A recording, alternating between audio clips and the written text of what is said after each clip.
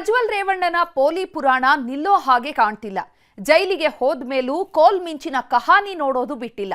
ಹೀಗಾಗಿಯೇ ಪ್ರಜ್ವಲ್ರ ಮೊಬೈಲ್ ಜೊತೆಗೆ ದಿಂಬಿನ ರಹಸ್ಯವೂ ಬಿಚ್ಕೊಂಡಿದೆ.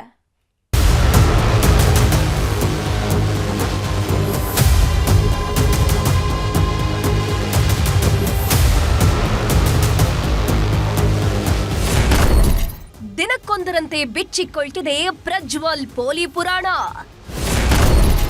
Dairy secret, Shiva Parvati girl friend ಹೆಸರು. ಬೇಡದ ವಿಷಯಕ್ಕೆ ಸುದ್ದಿಯಾಗಿದ್ದ ಪ್ರಜ್ವಲ್ ರೇವಣ್ಣ ಮತ್ತೊಮ್ಮೆ ಅಂಥದ್ದೇ ವಿಷಯಕ್ಕೆ ಸದ್ದು ಮಾಡ್ತಾ ಇದ್ದಾರೆ. ಜೈಲಿಗೆ ಹೋದ್ಮೇಲೂ ಬುದ್ಧಿ ಕಲೀಲಿಲ್ವಾ ಅಂತ ಜನ ಮಾತನಾಡ್ಕೊಳ್ಳೋದಕ್ಕೆ ಶುರು ಮಾಡಿದ್ದಾರೆ. ಯಾಕಂದ್ರೆ ಮೊನ್ನೆ ತಾನೇ ಪರಪನಗ್ರಹರ ಜೈಲಿನ ಮೇಲೆ ದಾಳಿ ನಡೆಸಿದ ಸಿಸಿಬಿ ಅಧಿಕಾರಿಗಳು ಪ್ರಜ್ವಲ್ ಪುರಾಣವನ್ನ ಬಿಚ್ಚಿಟ್ಟಿದ್ದಾರೆ.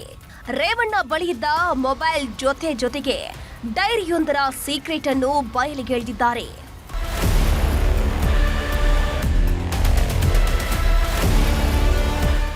ಸಿಸಿಬಿ ಪೊಲೀಸರ ದಾಳಿ ವೇಳೆ ಬೆಚ್ಚಿ ಬೀಳಿಸೋ ಸಂಗತಿಗಳು ಬೆಳಕಿಗೆ ಬಂದಿದೆಯಂತೆ.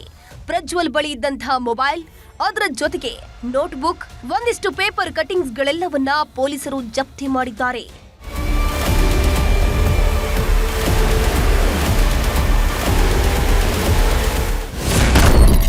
ಪ್ರಜ್ವಲ್ ಬಳಿ ಸಿಕ್ಕ ಡೈರಿಯಲ್ಲಿ 3 ಹೆಸರು ಹಾಗೂ ಹಲವು ಪೇಪರ್ ಕಟಿಂಗ್ಗಳು ಪತ್ತೆಯಾಗಿವೆ. ಡೈರಿಯಲ್ಲಿ ಶಿವ ಪಾರ್ವತಿ ಹೆಸರನ್ನ ಉಲ್ಲೇಖಿಸಿದ್ದು ತಂದೆ ತಾಯಿ ಹೆಸರನ್ನೇ ಶಿವ ಪಾರ್ವತಿ ಅಂತ ಬರೆದಿಟ್ಟಿದ್ರಂತೆ. ಜೊತೆಗೆ ಗರ್ಲ್ ಫ್ರೆಂಡ್ ಹಾಗೂ ಸ್ನೇಹಿತರ ಹೆಸರನ್ನ ಬರೆದಿಟ್ಟುಕೊಂಡಿದ್ರಂತೆ. ಇಷ್ಟೇ ಅಲ್ಲದೆ ಲಾಯರ್ಸ್ ನಂಬರ್ ಅನ್ನು ಬರೆದುಕೊಂಡಿರುವಂತಹ ಪ್ರಜ್ವಲ್ ಫೋನಿನಿಂದ ವಿಡಿಯೋ ಕಾಲ್, ನಿತ್ಯವೂ ಚಾಟಿಂಗ್ ಮಾಡಿದ ಶಂಕೆ ವ್ಯಕ್ತವಾಗಿದೆ. ಅಲ್ಲದೆ ಪ್ರಜ್ವಲ್ ಬ್ಯಾರಕ್ನಲ್ಲಿ ಮಾಡೆಲ್ಗಳ ಫೋಟೋಗಳು ಸಿಕ್ಕಿದ್ದು, ಪೇಪರ್ಸ್ ಹಾಗೂ ಮ್ಯಾಗಝಿನ್ ನಲ್ಲಿ ಬರೋ ಮಾಡೆಲ್ಗಳ ಫೋಟೋಗಳನ್ನ ಕತ್ತರಿಸಿ ಇಟ್ಕೊಂಡಿದ್ದಂತೆ. ಅಲ್ಲದೆ ಪೆನ್ ಡ್ರೈವ್ ನಲ್ಲೂ ಅಶ್ಲೀಲ ವಿಡಿಯೋಗಳಿರೋ ಅನುಮಾನ ವ್ಯಕ್ತವಾಗಿದ್ದು, ಪೆನ್ ಡ್ರೈವ್, ಮೊಬೈಲ್ ಅನ್ನ ಎಫ್ಎಸ್ಎಲ್ಗೆ ಕಳಿಸಿದ್ದಾರೆ. ಇದರ ಜೊತೆಗೆ ಸಾಕ್ಷಿಗಳಿಗೂ ಪ್ರಜ್ವಲ್ ಬೆದರಿಕೆ ಹಾಕಿರೋ ಅನುಮಾನ ಶುರುವಾಗಿದೆ.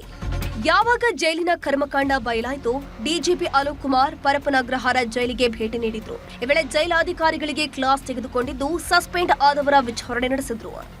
ಅವರು ಮಾಡ್ತಾ ಇದ್ದಾರೆ, ಇನ್ಕ್ವೈರಿ ಮೇಲೆ ನಮ್ಮ ಡಿಐಜಿ ಅವರು ಮಾಡ್ತಾರೆ. ಸರ್, ಈಗ ಎಷ್ಟು ಜನ ಸಸ್ಪೆಂಡ್ ಆಗಿದ್ದಾರೆ? ಅಲ್ಲ, ಅದೆಲ್ಲ ಈಗ ಅದನ್ನ ಮೊದಲೇ ಹೇಳಿದ್ದೇನೆ ಏನಿದೆ. ಈಗ ಇನ್ಕ್ವೈರಿ ನಡೀತಾ ಇದೆ, ಆ ನಂತರ ಮುಗಿದ ನಂತರ ಹೇಳಿ. ಪ್ರಜ್ವಲ್ ರೇವಣ್ಣ ವಿಚಾರವಾಗಿ ಆ ಮೊಬೈಲ್ ಬಳಕೆ ಮಾಡ್ತಿದ್ದು ನಿಜಾನ? ವಿಡಿಯೋ ಆಚೆ ಒಂದು ಬಂದಿತ್ತು ನೋಡಿ, ಅದು ಸಿಸಿಬಿಗೆ ಕೇಳಬೇಕು. ತನಿಖೆದು ವಿಷಯಗಳು ಸಿಸಿಬಿಗೆ ಕೇಳಬೇಕು. ಅದು ತನಿಖೆಗೆ ಸಂಬಂಧಪಟ್ಟ ವಿಷಯ ಇದೆ, ಅವರು ತನಿಖೆ ಮಾಡ್ತಾ ಇದ್ದಾರೆ. ಈಗ ನಾವು ಇನ್ನಿದ್ದು ಇನ್ವೆಸ್ಟಿಗೇಷನ್ ನಾವು ಮಾಡ್ತಾ ಇದ್ದೀವಿ. ಇನ್ವೆಸ್ಟಿಗೇಷನ್ ನಾನು ಒಂದು ಜನರಲ್ ವಿಸಿಟ್ಗೆ ಬಂದಿದ್ದೆ, ಪರಿಶೀಲನೆ ಮಾಡಿದ್ದೇನೆ. ಬೇರೆ ಬ್ಯಾರಕ್ಲಿ ಏನಿದೆ, ಅದು ಏನೇನು ಸಮಸ್ಯೆಗಳು ಇದೆ, ಅದು ಪರಿಶೀಲನೆ ಮಾಡುತ್ತಿಲ್ಲ.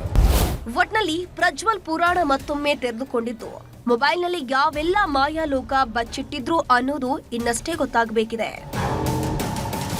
Madesh C, crime bureau, news 18, Bengaluru.